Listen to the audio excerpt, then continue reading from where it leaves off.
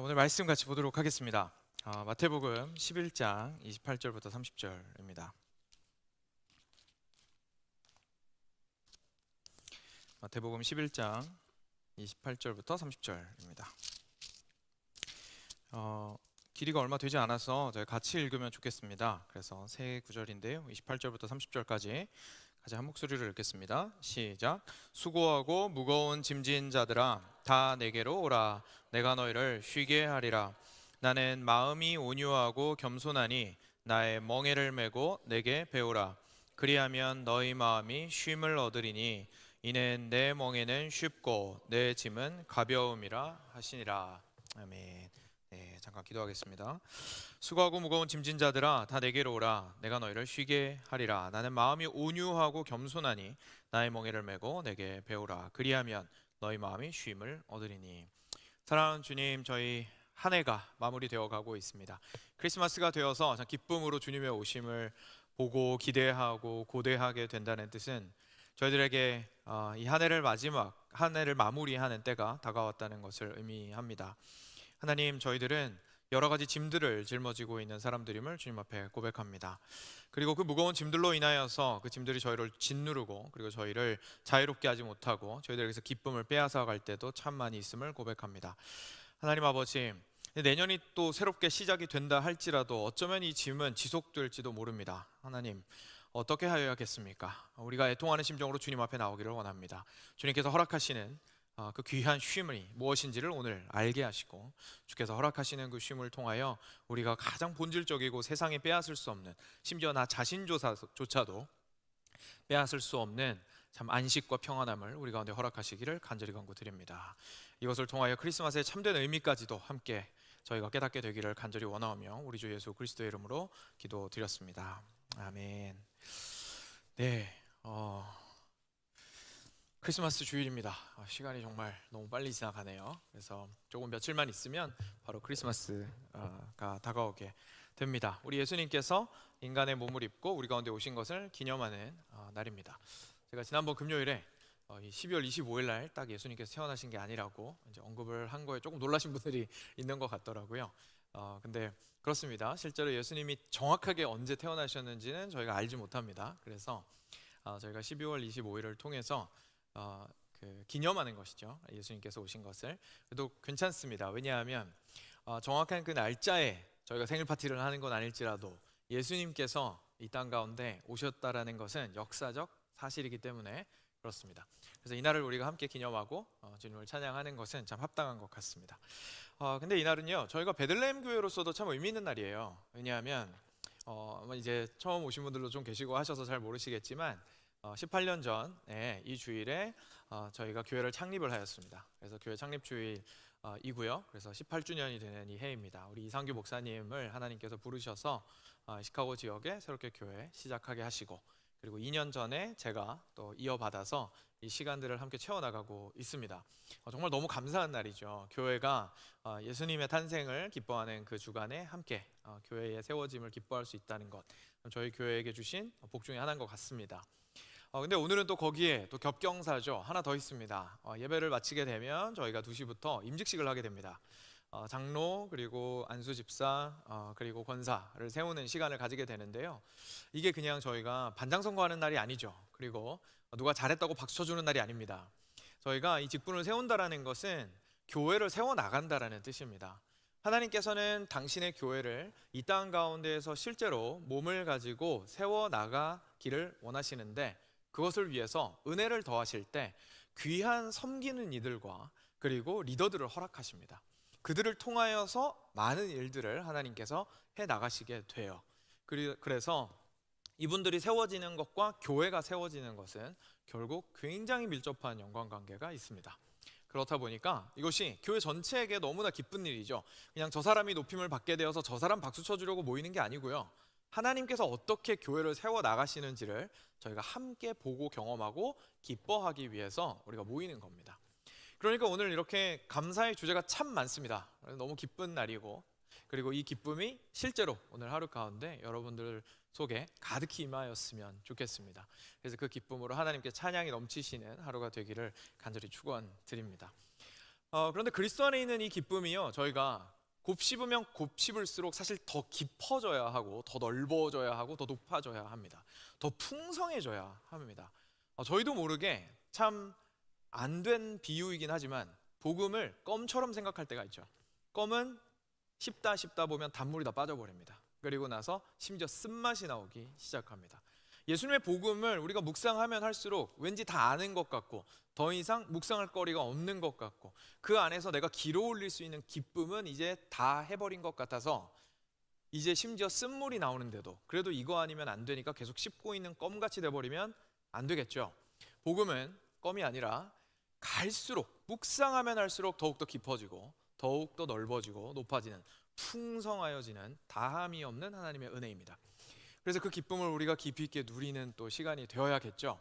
그래서 단순하게 오늘이 크리스마스고 교회 창립 기념일이고 그리고 임직식이 있고 라는 이유뿐만 아니라 더 큰 의미에서 어떠한 이유로 우리가 기뻐할 수 있는지를 다시 한번 생각해 보고자 합니다. 그리고 그 참된 기쁨의 의미가 이 세 가지 우리를 기쁘게 하는 오늘의 우리의 상황을 더 깊이 있게 기뻐할 수 있는 근거가 되기를 간절히 원합니다. 그런 마음으로 오늘 말씀을 같이 볼 수 있도록 하겠습니다. 오늘 말씀은 11장 28절부터 30절인데요. 이 말씀을 정확하게 좀 이해를 하기 위해서는 앞부분에 예수님께서 하나님께 올리셨던 기도가 짧게 있습니다. 그래서 그 기도 먼저 좀 보고 그 다음에 오늘 본문으로 들어가면 더 이해가 하시기가 좋을 것 같아요. 그래서 25절부터 27절 말씀을 먼저 같이 보겠습니다. 같이 한 목소리로 이 부분도 읽으면 좋겠는데 25절부터 27절까지 같이 읽겠습니다. 시작. 그때에 예수께서 대답하여 이르시되 천지의 주제이신 아버지여 이것을 지혜롭고 슬기 있는 자들에게는 숨기시고 어린아이들에게는 나타내심을 감사하나이다. 옳소이다. 이렇게 된 것이 아버지의 뜻이니이다. 내 아버지께서 모든 것을 내게 주셨으니 아버지 외에는 아들을 아는 자가 없고 아들과 또 아들의 소원대로 계시를 받는 자 외에는 아버지를 아는 자가 없느니라. 아멘. 라고 하시면서 사실 27절부터가 이렇게 사람들을 보면서 말씀하시는 거기는 한데요. 25절과 26절이 하나님을 향해서 기도를 올려드린 부분이고 그리고 이어서 옆에 있는 제자들과 사람들을 향해서 오늘 본문을 포함한 내용을 이야기를 하신 걸 저희가 볼 수가 있습니다. 근데 앞부분 내용을 좀 살펴보도록 하죠. 먼저 27절부터 보도록 하겠습니다. 마지막 절입니다. 예수님께서 먼저 첫 번째로 하나님 아버지를 뭐라고 부르시는지 저희가 좀 볼 필요가 있습니다. 하나님을 나의 아버지라고 부르십니다. 나의 아버지라고 부르십니다. 사실 이것이 저희들한테는 너무 당연하게 여겨질 수 있지만 사실 전혀 당연하지 않은 호칭입니다. 하나님, 천지를 창조하시고 무한하시고 우리 모든 존재를 창조하신 유일하신 하나님을 향해서 My Father, 내 아버지, 나랑 실제로 친관계를 가지고 있는 아버지라고 부를 수 있는 것은 사실 굉장한 일입니다. 예수님께서 그렇게 하고 계신 겁니다. 하나님과 예수님의 배타적인 관계를 보여주고 있는 거죠. 그냥 단순하게 우리를 창조하셨으니까 비유적인 의미에서 아버지세요, 그러니까 내 아버지 이렇게 부르시고 있는 것이 아니라 나의 아버지 그리고 나는 당신의 아들입니다 라는 것을 굉장히 다른 존재와는 공유할 수 없는 그 특성을 스스로 드러내고 있으십니다. 자기 스스로가 하나님의 아들이심을 증언하고 계신 거죠. 그리고 나서 이렇게 말씀하세요. 모든 것을 내게 주셨습니다. 하나님이 아버지 되셔서 나에게 모든 것을 주셨는데요, 뭐라고 하시냐면 아버지 외에는 아들을 아는 자가 없습니다. 다시 말해서 저를 알려면 아버지이신 당신을 알아야 합니다. 그리고 두 번째로 또 아들의 소원대로 계시를 받는 자 외에는, 아들과 또 아들의 소원대로 계시를 받는 자 외에는 아버지를 아는 자가 없습니다. 무슨 말이죠? 하나님께서 저 아들에게 밝히 드러내신 것과 또한 내가 누구인지 알 수 있도록 하나님께서 실제로 드러내어 주신, 계시해 주신 사람들만이 하나님을 통해서 나를 볼 수 있고 나를 통해서 하나님을 볼 수 있습니다 라는 이야기를 지금 하시고 있는 겁니다. 그래서 왜 예수님께서 나의 아버지라고 하면서 굉장히 특별한 이 관계를 강조하셨는지가 명확해지죠. 나를 통하지 않고는 하나님 절대로 알 수 없습니다. 그리고 하나님을 알지 않고는 내가 누구인지 이해할 수 없습니다 라고 이야기하시는 겁니다. 자, 이것을 기억을 하고 앞으로 돌아가면요, 25절 말씀이 무슨 의미인지 좀 정확하게 이해가 됩니다. 25절 말씀 보시면 이렇게 말씀하시죠. 천지의 주제이신 아버지여, 하나님께 기도하시는데 이것을 지혜롭고 슬기 있는 자들에게는 숨기시고 어린아이들에게는 나타내셨습니다. 그리고 그게 전 너무 감사합니다 라고 이야기하십니다. 자, 이 말씀을 좀 조심스럽게 볼 필요가 있습니다. 왜냐하면 이 말씀 오해를 좀 많이 해가지고요, 저희가 지식이 없어야 하나님을 알 수가 있고 지식이 많으면 많을수록 오히려 하나님을 알 수가 없다라고 이제 잘못 오해를 할 수가 있습니다. 근데 지혜 자체는 하나님으로부터 말미암는 것이기 때문에 기독교 진리와 우리의 신앙을 지식과 지혜와 무관한 것으로 절대로 여기면 안 됩니다. 여기서 말씀하시고 있는 것은 이런 의미죠. 지혜롭고 슬기 있는 자, 세상에서 지혜롭고 슬기 있는 자들의 특성이 있습니다. 그건 뭐냐면 내가 세상을 안다고 생각하는 거죠. 내가 보고 있는 것이 무엇인지 나는 안다고 생각하는 겁니다. 근데 그 사람이 예수님을 봤습니다. 뭐가 보일까요? 조그만한 고을 베들레헴 출신, 까무잡잡한 목수, 그리고 밖에 다니면서 사람들 끌고 다니면서 알 수 없는 말을 짓거리는 미치광이인지 뭔지 알 수 없는 청년으로 보일 겁니다.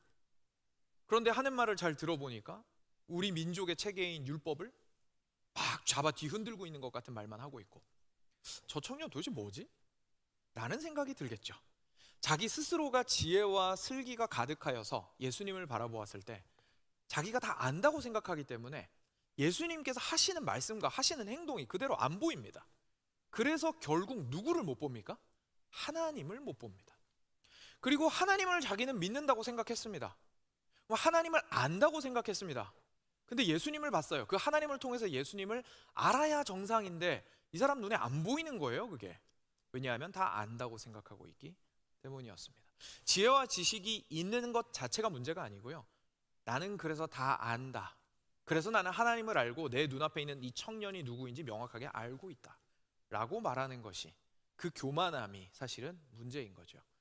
그럼 정말로 예수님을 보고 하나님을 볼 수 있으려면, 하나님을 보고 예수님을 볼 수 있으려면 그 마음이 어때야 됩니까? 어린아이와 같아야 된다는 겁니다. 주시는 말씀을 있는 그대로 받을 수가 있어야 된다는 거죠.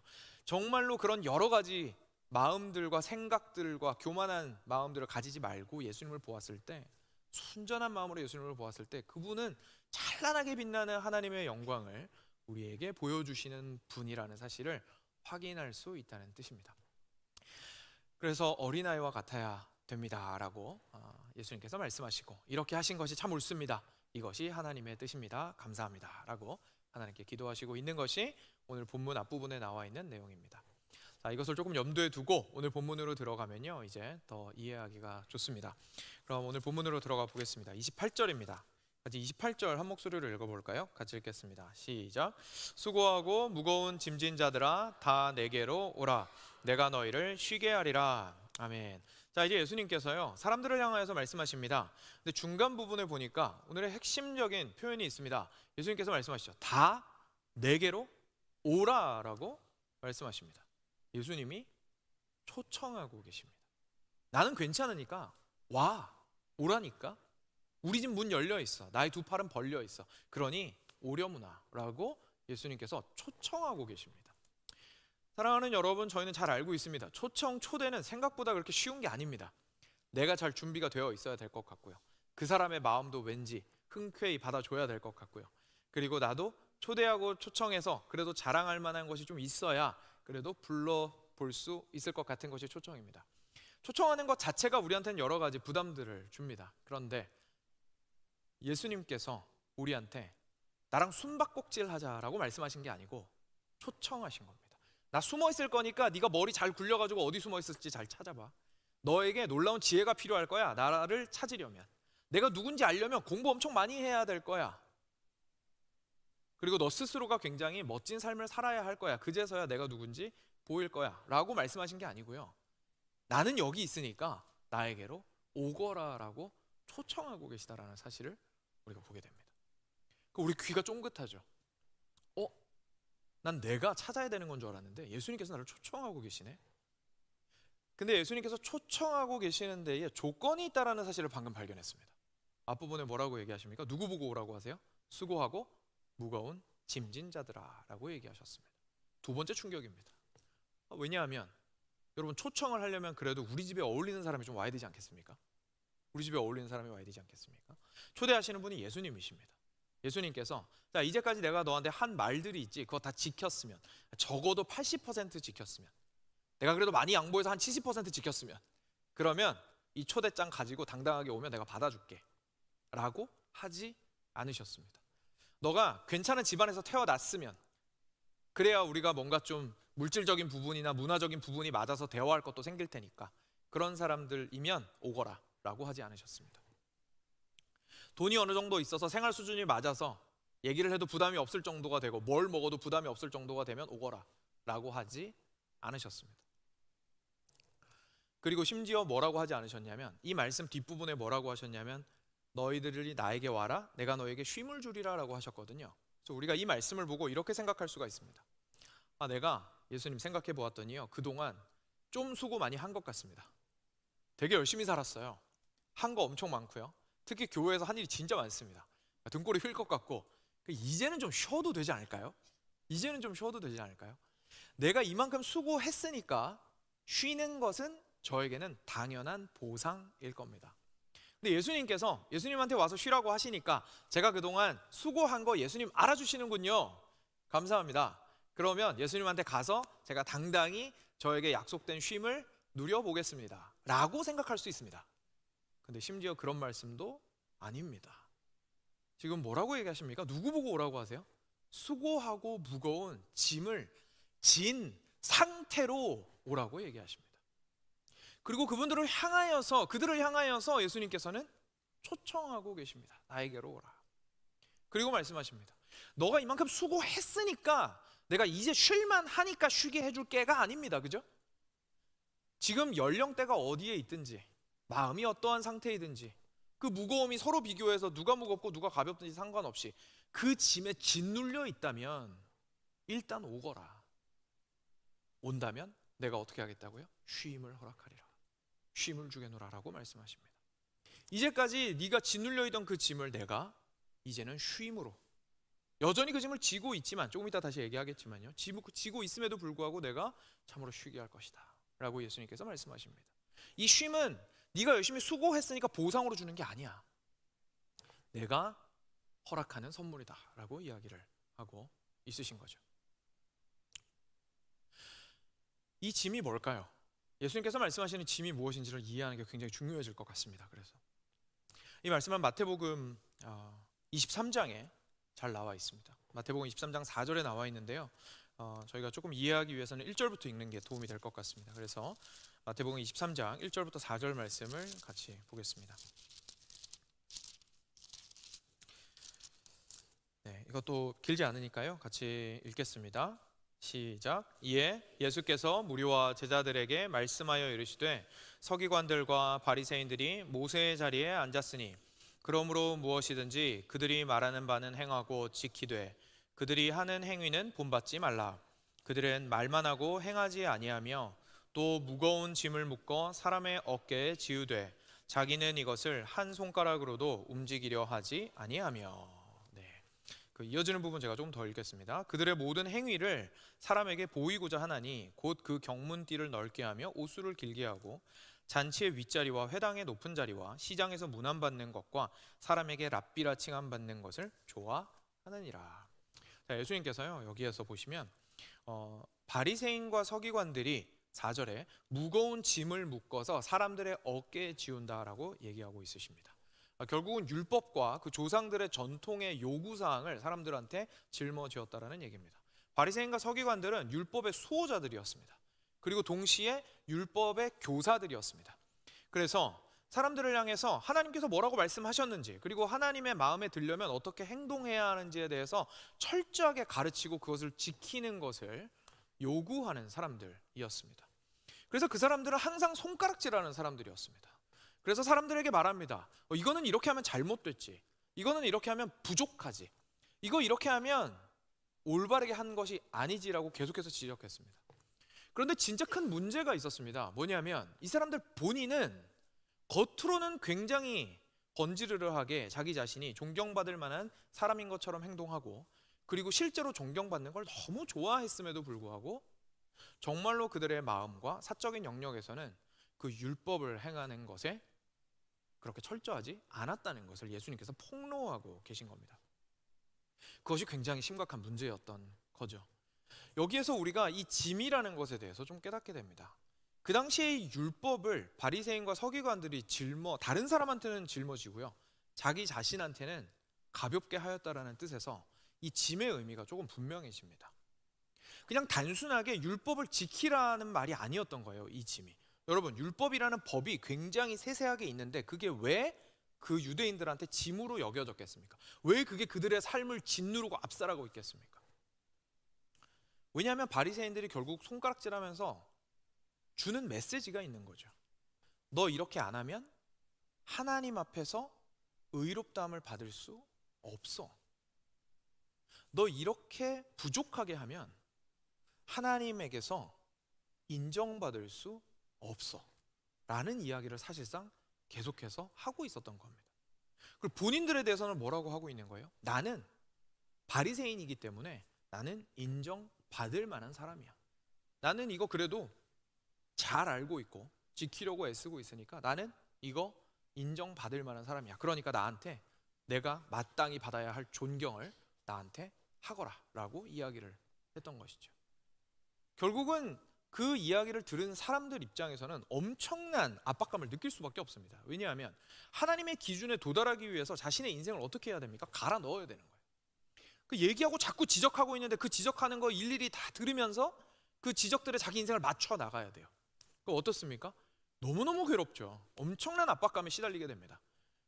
그러면서도 어떻습니까? 불안해 죽겠죠. 왜냐하면 내가 열심히 해도 나보다 더 열심히 하는 사람 옆에 또 있습니다.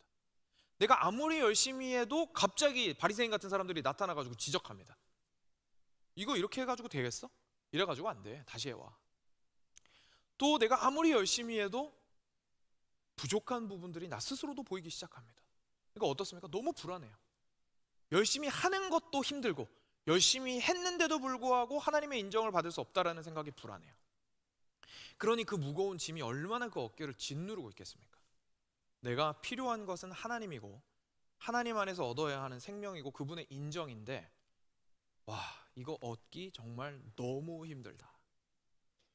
숨이 턱하고 막히는 경험들을 유대인들은 하고 있었던 것이죠. 그런 이들에게 예수님께서 말씀하신 겁니다. 나에게로 오라. 그러면 이 말씀이 유대인으로서 율법을 짊어지고 있는 사람들에게만 해당되는 것일까요? 사실 그렇지 않죠. 율법이 없이 큰 우리들에게도 사실 같은 의미의 율법은 존재합니다. 우리는 하나님을 몰랐을 수는 있지만 우리들의 가치를 결국은 다른 사람이라든지 내가 생각하는 높은 위치에 있는 존재들의 인정으로부터 인정받고자 싶어 하는 것이 우리들의 본성입니다. 우리가 영광스러워지고 싶어 하는 것 자체가 문제는 아닙니다. 하나님께서는 사람을 참 영광스럽게 만드셨습니다. 너무너무 아름답게 만드셨습니다. 참 가치 있고 높게 만드셨습니다. 그래서 우리가 높아지려고 하는 것 자체는 사실 기본적 성향입니다. 그 자체가 문제가 아닙니다. 문제는 어떻게 높아지려고 하느냐는 겁니다. 어떻게 높아지려고 하느냐. 우리가 높아지려고 할 때에 결국은 무엇을 하고자 합니까? 자신의 가치를 증명하고자 합니다. 그리고 자신의 가치를 증명하였을 때에 주변 사람들로부터 오는 대가들이 있죠. 그게 칭찬일 수도 있고요, 인정하는 말일 수도 있고요. 그리고 그것들을 갈구하면서 살아갑니다. 왜냐하면 거기에서 나의 영광이 있기 때문에 그렇습니다. 우리가 사람은 모두 자기가 다른 사람으로부터 인정받고자 하는 강한 욕구가 있습니다 라고 얘기를 할 때에 스스로의 삶을 돌아보면서 난 별로 안 그런데? 라고 생각하는 분들도 있습니다. 맞습니다. 그럴 수 있습니다. 생각보다 그렇게 신경 안 쓸 수 있어요. 그런데 정말로 우리 모두는 인정을 원하는 사람들입니다. 왜냐하면요, 괜찮습니다, 나 그렇게까지 인정 원하지 않습니다 라고 얘기하는 사람들도 다른 의미로 다른 방법으로 인정을 구하고 있기 때문에 그렇습니다. 예를 들어 스포츠 선수들을 한번 생각해 보시죠. 스포츠 선수들 같은 경우에는요, 올림픽에 국가대표로 나가서 금메달을 따는 것이 엄청난 영예로 느껴집니다. 근데 여러분, 그 금덩어리의 값어치 때문에 그들이 영예롭게 여길까요? 아니면 그 다음에 한국 같은 경우에는 연금이 나오는데 연금 때문에 자기가 영예롭다고 느끼는 걸까요? 아니면 사람들이 와 너무 잘했다라고 칭찬해 주니까 그런 걸까요? 그 사람들이 가지고 있는 마음에 정말 깊숙한 곳에 있는 마음이 있겠죠. 뭡니까? 그 금메달을 받고 사람들에게서 주어지는 칭찬과 나라의 연금이요, 무엇을 얘기해 주는 거냐면, 내가 그동안 그것을 받을 만큼 고생하고 힘들어서 나 자신을 절제하고 애써서 여기까지 끌어올렸다라는 것을 보여주는 것이기 때문에 그렇습니다. 다시 말해서 그 사람들은 다른 사람의 칭찬에 그렇게 연연하지 않을 수도 있습니다. 그렇지만 이런 마음은 있습니다. 내가 누군지 확실하게 증명하겠다. 나는 그냥 지나가는 칭찬 따위 바라지 않아. 가볍고 값싼 칭찬 그런 거 필요 없어. 그런 얘기 못 들어도 되지만 내가 정말 필요한 건 아무도 나를 부정할 수 없을 정도의 실력을 쌓아서 이 실력으로 누구나 앞에 나아갔을 때 다른 사람보다 더 뛰어난 사람, 적어도 그 많은 노력으로 내가 어느 정도 위치에 오른 사람이라는 인정을 나는 확실하고 확고한 근거에 의해서 받고 말 거야. 그러니까 오늘 나는 철저하게 나 자신을 절제할 것이고, 남들이 뭐라든 나는 내가 해야 되는 일들을 할 거야. 그래야 내가 맨 마지막에 내가 했던 것들에 대한 탁월한 보상을 받을 수 있어 라고 이야기를 하고 있는 것이기 때문에 그렇습니다. 그래서 우리 중에는 정말 불안한 마음으로 남들의 칭찬을 갈구하고 인정을 갈구하고 반응에 목숨을 매는 사람도 있는가 하면, 또 반대편에는 정말로 단단하고 무너지지 않을 것 같은 힘으로 인생을 밀고 올라가는 사람도 있습니다. 그런데 놀랍게도 우리 모두의 마음의 가장 깊숙한 곳에는 내 존재의 가치를 계속해서 증명하고자 하는 마음이 우리 안에는 모두들 있다는 것을 발견하게 되는 거죠. 그렇다 보면 우리의 삶은 어떻게 됩니까? 굉장히 무거워지게 됩니다. 굉장히 무거워지게 됩니다. 그 인정을 끝까지 받아내야 하기 때문에 나 자신을 어떻게든 갈아 넣어야 됩니다. 어떻게든 그렇게 나를 탁월한 사람으로 만들어내야 합니다. 사람들 앞에서 인정을 받기 위해서 집 문 밖을 나가설 때마다 긴장해야 합니다. 그리고 거기에서부터 오는 인정들로 인하여 내가 만약에 쉽게 마음이 흔들리는 사람이라면 그 인정을 얻기 위해서 너무나 마음이 흔들리면서 그것들의 눈치를 살피며 움직이는 사람이 됩니다. 결국 어떻게 됩니까? 삶 자체에 너무나 거대한 무게가 나 자신을 지디기는 것을 느끼게 됩니다.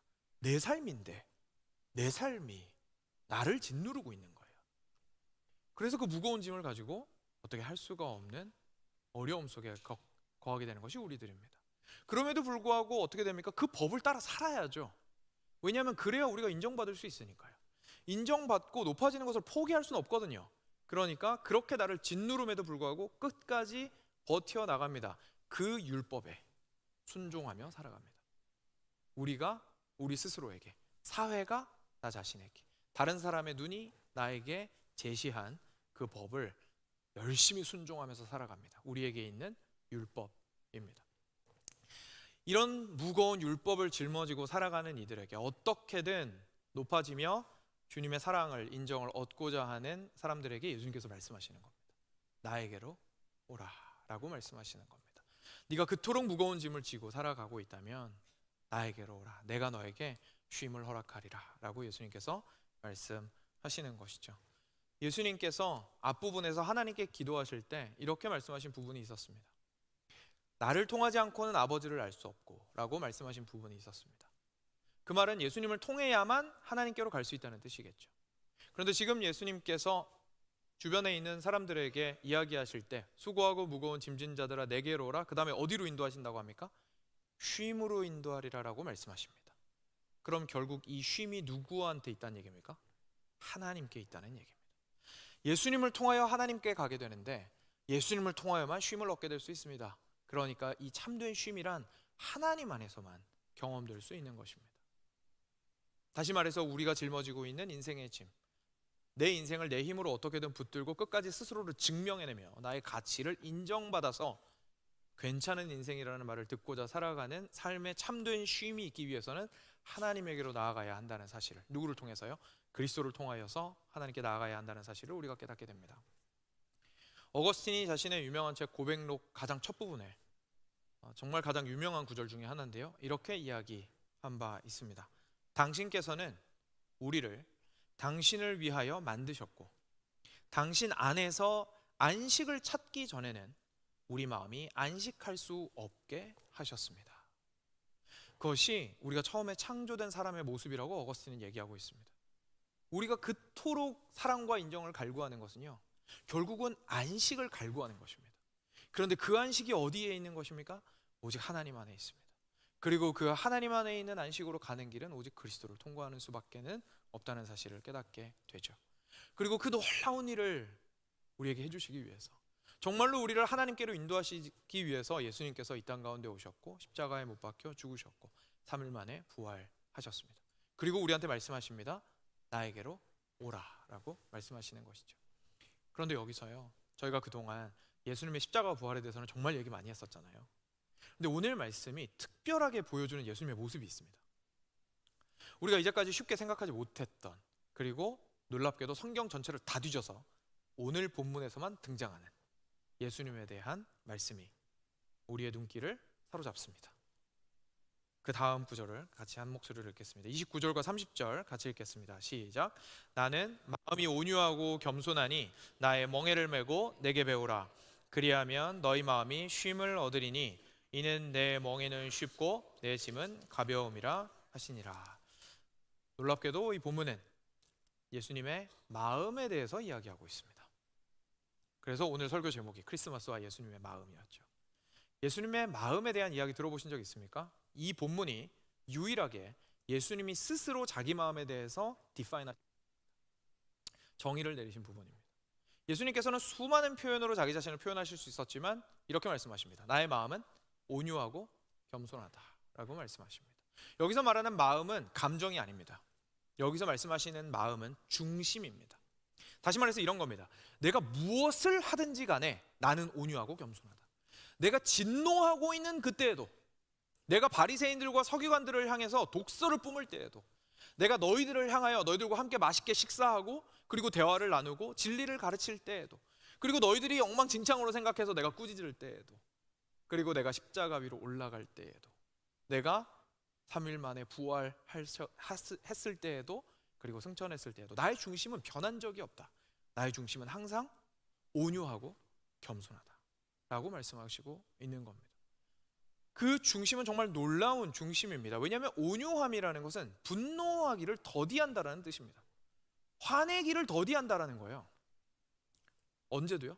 화낼 만한 상황에 있을 때에, 그리고 내가 화를 낼 만한 위치의 사람임에도 불구하고, 내가 화를 내도 아무도 뭐라고 할 상황이 아니에요. 왜냐하면 예수님은 하나님의 아들이시기 때문입니다. 그런데 예수님 화 안 내신다는 얘기죠. 끝까지 오래 참으시고 인내하시는 온유하신 분이십니다. 그리고 그분은 겸손하십니다. 겸손함은 낮아진다라는 뜻이죠. 중심이 낮다라는 것은 그냥 한번 말을 잠깐 겸손하게 한다는 뜻이 아니죠. 지속적으로 낮아지는 경향성을 가지고 있다는 뜻이죠. 예수님께서는 더할 나위 없이 지속적으로 낮아지고자 하셨던 겁니다. 그래서 당연히 높아지실 수 있었던 분임에도 불구하고 스스로 낮은 자리를 택하신 분이셨습니다. 지난 대강절 금요 설교를 통하여서 계속해서 예수님의 왕되심에 대해서 저희가 함께 살펴보았습니다. 오늘 함께 찬양할 때도 예수님의 왕되심을 우리가 두 손 들고 높이 기쁨으로 찬양했습니다. 맞는 말입니다. 그런데 예수님이 이런 왕이시라는, 절대로 타협할 수 없고 이 땅을 다스리러 오신 왕이시라는 사실을 깨달으면 이 표현이 더 충격적입니다. 사랑하는 여러분, 왕은 겸손하고 온유할 필요가 전혀 없습니다. 그렇죠? 한번 왕을 상상해 보시면, 좋은 왕을 떠올릴 때 굳이 그 왕이 온유하고 겸손할 필요는 없습니다. 왕은 철저하게 정의롭고, 그리고 그 백성을 향해서 헌신하고, 그리고 그들을 잘 지키면 됩니다. 나라의 경제를 잘 발전시키면 되고 법대로 잘 행하면 될 일입니다. 왕이 나를 좋아해 주면 감사한 일이지만 왕이 나를 안 좋아한다고 해서 나쁜 왕인 건 아니죠. 왕은 온유하지 않아도, 아무 때서나 변덕 부리지 않고 정확하게 법대로 법을 집행하면 아무도 그 사람이 화낸다고 뭐라고 할 사람은 없습니다. 올바르기만 하면 됩니다. 왕이 겸손하지 않아도 상관없습니다. 왜냐하면 실제로 모든 존재보다 높기 때문에 그렇습니다. 왕이 왜 신하들 앞에서 머리를 숙이겠습니까? 오히려 그거 보고 뭐라고 하겠죠. 불필요한 겸손이라고 얘기할 겁니다. 스스로의 영광을 실추시키지 말라고 얘기하겠죠. 그런데 그런 왕이신 예수님께서 뭐라고 얘기하시는 겁니까? 나는 기본적으로 온유하고 겸손하다.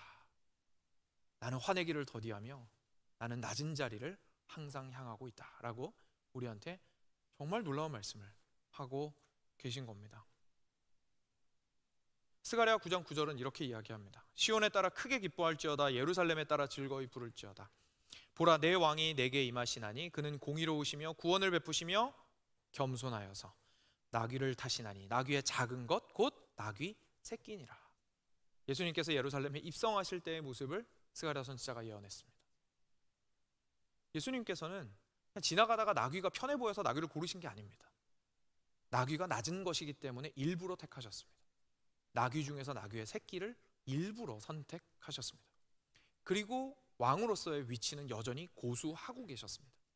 왕이시지만 온유하고 겸손한 자로서 입성하셨습니다. 데인 오틀란트라는 분이 쓴 온유하고 겸손하니라는 이 예수님의 이 온유하고 겸손한 마음에 집중해서 쓴 책이 있습니다. 저희 도서관리팀에도 구비를 해두었는데 거기에 이런 표현이 하나 있습니다. 이분이 오늘 보고 있는 이 구절을 보고 이렇게 말했습니다. 그분의, 예수님 얘기입니다. 그분의 가장 자연스러운 몸짓은 손가락질 하는 것이 아닌 양팔을 활짝 펼치는 것이다 라고 표현하셨습니다. 바리새인과 서기관들이 생각납니다. 그 사람들의 팔은 펼쳐진 것이 아니라 팔짱을 끼고 있었습니다. 그들의 손가락은 외부를 향하고 있었습니다. 자기 자신이 과연 하나님 앞에서 올바른 자인지를 묻지 않고 다른 사람들이 똑바로 살고 있는지를 지적하느라 너무 바빴습니다. 눈동자를 감을 길이 없었죠. 피곤한 줄도 모르게 다른 사람들이 못하는 것들을 지적질하고 다녔습니다. 그런데 그들 자신은 사실 지적할 만한 자격이 없는 사람들이었습니다. 이 땅 가운데에서 눈을 씻고 찾아보아도 지적할 수 있는 자격이 있는 사람은 없을 터인데 유일하게 그 자격을 가지고 태어나신 예수님께서는 도리어 손가락을 펼쳐 다른 사람을 향하지 아니하시고 두 팔을 활짝 벌려서 수고하고 무거운 짐진 자들아 나에게로 오라라고 초청하고 계신 겁니다.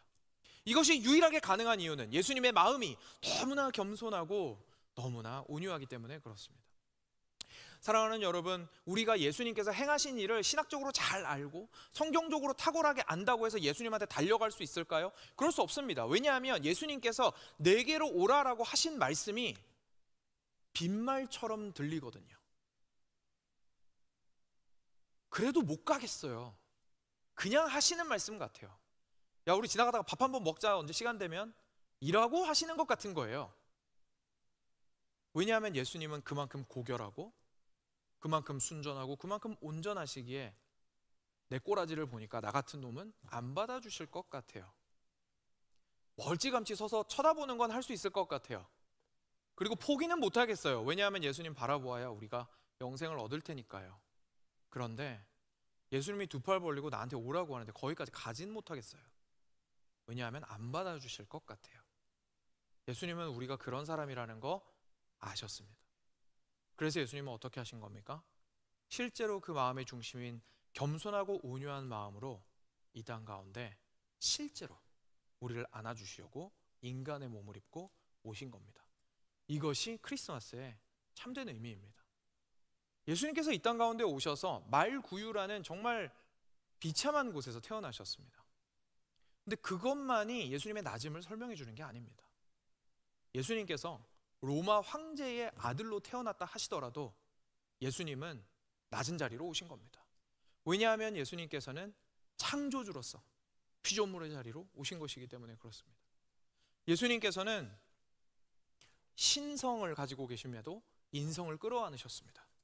무한하신 분인데 한계를 스스로 지시는 유한을 끌어안으셨습니다. 영원한 안식 가운데서 스스로 평안 가운데 거하시는 분이 끊임없이 요동치는 불안함 속에 있는 우리들을 당겨서 안으셨습니다. 불변하시는 분이 변화무쌍하다고 말하기도 부끄럽고 변덕스럽다고라고밖에 표현할 수 없는 우리들을 참고 안으셨습니다. 거룩하신 분이 티끌이라고는 찾아볼 수 없는 거룩한 분 그 자체가 더러운 우리들을 껴안으셨습니다. 너무나 아름다워서 쳐다볼 수 없는 그분이 가장 추악한 이들을 끌어안으셨습니다. 이것이 하나님이 인간이 되셨다라는 뜻입니다. 그리고 그 사실을 단지 인간이 된 것으로만 보여줄 수 없었기 때문에 얼마나 당신의 그 중심이 온유하고 겸손한지를 보여주시고 싶었기 때문에, 인간의 눈에도 거부할 수 없이 인정할 수밖에 없게 하시고 싶었기 때문에 태어날 때부터 모든 인간들에게 거절당하고 겨우겨우 떠밀려서 가축들이 밥 먹는 곳으로 가서 그 밥통에서 태어나기를 선택하신 분이 그 마음의 중심부터 온유하고 겸손하신 예수님이십니다. 그렇게 해서 뭘 하실 수 있기 위해서요? 이 땅 가운데서 가장 낮은 자리에 있는 자도 예수님을 보면서 나는 그래도 말구유에서 태어나진 않았는데 라고 하며 두 팔 벌리신 예수님에게 갈 수 있도록 하시기 위해서 스스로 그 낮은 자리로 내려가신 겁니다. 이것이 마음의 중심이 온유하고 겸손하신 예수님의 참된 모습입니다. 우리가 단지 안다고 해서 예수님께 갈 수 있는 게 아닙니다. 예수님의 마음을 이제 이렇게 확인해야 하는 것이죠. 예수님이 얼마나 겸손하신 분이신지 알았을 때에서야 비로소 저희는 안심하고 수고하고 무거운 짐을 진 채로 주님께 나아갈 수가 있게 됩니다. 그리고 이런 우리에게 예수님께서 이제 당신의 멍에를 함께 매자고 말씀하십니다. 나의 멍에를 메고 내게 배우라. 그리하면 너희 마음이 쉼을 얻을 것이다. 이는 내 멍에는 쉽고 내 짐은 가벼움이라 라고 얘기하십니다. 여기서 우리가 앞서 말씀드렸던 오늘 크리스마스를 맞이하고 그리고 베들레헴 교회로서 우리가 창립 기념일을 기념하고 그리고 임직식을 앞두고 있는 우리들에게 예수님께서 주시는 귀한 메시지들이 있습니다. 먼저 이 크리스마스를 맞이하고 있는 우리들에게 예수님께서 말씀하시는 겁니다. 있잖아, 이제는 자기 자신을 증명하려고 하지 않아도 돼. 짐은 계속 있을 거야. 일은 계속 있을 거야. 짊어져야 할 것들은 있을 거야. 그런데 그것의 성공과 실패가 절대로 너의 가치를 결정하지 않는다. 네가 할 일은 그 무거운 짐을 지고 내가 누구인지 알기 위해서, 나의 가치를 인정받기 위해서, 그리고 나의 영광을 되찾기 위해서 해야 할 일은 일을 하는 것이 아니라 나에게 오는 것이다 라고 예수님께서 말씀하십니다. 그래서 예수님 안에서 온전히 하나님을 얻게 되었을 때에 일이 있음에도 불구하고 참된 쉼을 얻게 되는 거죠. 나의 상태와 나의 행위의 조건에 따라서 내가 누구인지가 결정되는 것이 아니라 하나님 그분 안에 있을 때에 우리가 누리게 되는 영원한 평안함이 있기 때문입니다. 두 번째로 우리가 베들레헴 교회로서도 하나님께로부터 듣는 말씀이 있습니다. 참 귀한 이름이죠. 들으신 분들은 아시겠지만 이상규 목사님께서도 자주 말씀하셨는데, 처음에 이 시카고 땅에 예수님이라는 복음을, 그 떡을 전하는 떡집이 되기 위해서, 베들레헴이 떡집이라는 뜻이거든요, 히브리어로. 떡을 전하는 떡집이 되기 위해서 베들레헴 교회라고 지었다고 자주 말씀하셨던 것을 기억합니다. 너무 감사했고 너무 좋은 이름이라는 생각을 항상 많이 했던 것 같습니다. 그런데 여러분, 저희가 떡집 하인들입니다. 근데 떡집 하인들이 그 집에서 만들어진 떡 맛을 모르면 어떻게 되겠습니까? 그죠? 그 떡을 나눠주러 나갔는데 그 떡 맛을 몰라요. 우리가 가지고 있는 떡의 레시피가 전혀 다를 수 있는 겁니다. 여러분, 우리는 받은 떡의 레시피가 있습니다. 우리 맘대로 레시피 짜서 원하는 떡 만들어서 베풀어 주라고 하시지 않았습니다. 우리가 만들어야 하는 떡의 레시피는 겸손함과 온유함입니다. 겸손함과 온유함이라는 레시피를 가지고 우리 교회 안에서 행해지는 모든 영역에 있어서 우리는 그 떡을 맛볼 수 있어야 합니다. 그리고 그 떡을 맛보았을 때에서야 비로소 우리는 겸손함과 온유함이라는 떡을 가지고 나갈 수 있습니다. 우리가 만약에 이 레시피를 가지지 않고 떡을 만들게 된다면 떡을 만들 수는 있지만 만든 떡은 자기의 영광을 구하는 떡이 될 것이고, 그냥 단지 겉으로만 번지르르한 바리새인과 서기관들의 떡이 될 것이고, 나누어 줄 때에 나누어 줘서 먹는 사람이 보기에 너무 이쁘다고 느낄지라도 먹고 나서 그의 영혼의 배고픔은 절대로 해결할 수 없는 떡을 주는 것이 될 것입니다. 우리가 온유하고 겸손함을 레시피로 삼았을 때에서만 비로소 이 떡은 영혼을 살리는 참된 복음의 떡이 될 수가 있습니다. 마지막으로 세 번째로, 오늘 임직식을 너무나 기쁜 가운데 앞두고 있습니다. 사랑하는 장로님들, 그리고 안수 집사님들, 그리고 권사님들께서 세워지시게 될 겁니다. 앞서 말씀드린 것처럼 하나님께서 교회를 세워나가시는 것을 보게 되는 귀한 과정입니다. 근데 그 직분에 서게 되시는 분들께서 꼭 기억하셨으면 좋겠습니다. 이것들을 예수님께서 어떤 마음을 품으셨는지를 기억하고 그 직분을 꼭 감당하셔야 합니다. 우리가 가지고 있는 일들이 있고 생기는 섬김들이 있을 겁니다. 그렇지만 그것들 때문에 몸은 힘들 수 있다 할지라도 우리의 마음의 쉼은 빼앗기지 않을 수 있습니다. 언제 그럴 수 있냐면 내가 이것을 나를 증명하려고 하는 것이 아니라 오직 그리스도 안에서 행할 때만 그것이 가능합니다. 하나님을 위해서 행할 때만 가능합니다. 서운함이 사라지게 될 겁니다. 너무 속상하고 분노하고 억울한 마음들이 사라지게 될 겁니다. 지침이 해소될 겁니다. 그 가운데서 참 가볍고 쉽다고 말씀하신 예수님의 멍에를 담대하게 맬 수가 있게 될 겁니다. 여러분들께서 이 일을 해 나가시면서 분명히 선택의 기로에 서게 되실 겁니다. 어떤 것이 과연 하나님께서 원하시는 길인가? 어떤 선택을 하는 것이 맞는 것인가? 라는 생각을 하게 되실 때가 분명히 있을 겁니다. 하나님의 뜻을 구하시겠죠. 그런데 하나님의 뜻은 사실 분명합니다. 겸손하고 온유한 길을 선택하십시오. 그 길이 예수님의 길입니다. 말구유를 선택하십시오. 나귀의 새끼를 선택하십시오. 그 길이 예수님의 길입니다. 이미 드러난 그 예수님의 길을 걸어갈 때에 바리새인과 서기관들의 번지르르한 그 모습은 아니라 할지라도 그 길에는 참 쉼이 있습니다. 그 길에서 나와 함께 하시는 예수님과 동행함의 기쁨이 있습니다. 그리고 그 길에서 우리는 하나님을 만나게 되며 세상이 줄 수 없는 자유함으로 커다란 충만함을 얻게 됩니다. 그것이 우리가 예수의 길을 따라갔을 때에 얻게 되는 가장 귀한 선물입니다. 말씀을 마치겠습니다. 메리 크리스마스입니다. 왜냐하면 이 크리스마스가 이렇게 기쁜 이유는 우리를 품으시려고 두 팔을 활짝 펼치신 가장 온유하시고 겸손하신 예수님이 오신 날이기 때문에 그렇습니다. 우리의 어떠함에 상관없이 우리를 온전하게 품으시는 그분의 마음 중심의 온기를 느끼시기 바랍니다. 그 어느 때보다도 그 예수 그리스도의 마음의 온기로 더 따뜻해지시는 크리스마스를 보내시기를 간절히 축원드립니다.